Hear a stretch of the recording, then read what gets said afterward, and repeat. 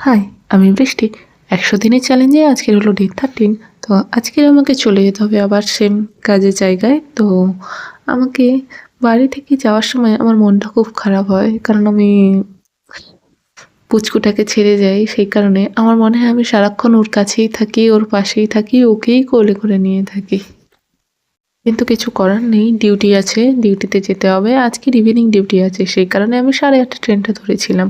আর ট্রেনে প্রচণ্ড ঠান্ডা, ঠান্ডা মানে চারিদিক থেকে যা হাওয়া আসছিল মনে হচ্ছিল ওখানেই জমে যাব। যেহেতু লক্ষ্মীকান্তপুর পর্যন্ত একটু ভিড়টা কম থাকে, সেই কারণে ঠান্ডাটা ওখানে প্রচুর ছিল।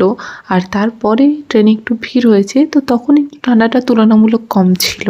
আমি যদি 8:30 ট্রেনটা ধরি আর আমার তারপরে বজবজের ট্রেনটা ঠিক টাইমে, মানে আমার এই ট্রেনটা দাঁড় করা 10:50-এ আর বজবজের ট্রেনটা আছে 10:52-তে, মানে একদম টাইমিংয়ের ট্রেনটা। তাই আমার ইভিনিং ডিউটি থাকলে আমি এই ট্রেনটাই ধরার সবসময় চেষ্টা করি। আর দেখতে দেখতে আমি রুমে চলে এলাম। আর রুমে আজকের আমার রুমমেট এসেছে, বাট ওর মর্নিং ডিউটি, ও ডিউটিতে গেছে। তো ঘর থেকে আমাকে যা খাবার দাবার দিয়েছিল, মানে আমি আমার বাড়িতে যতই বারণ করি না কেন আমাকে খাবার তৈরি করে দেবে।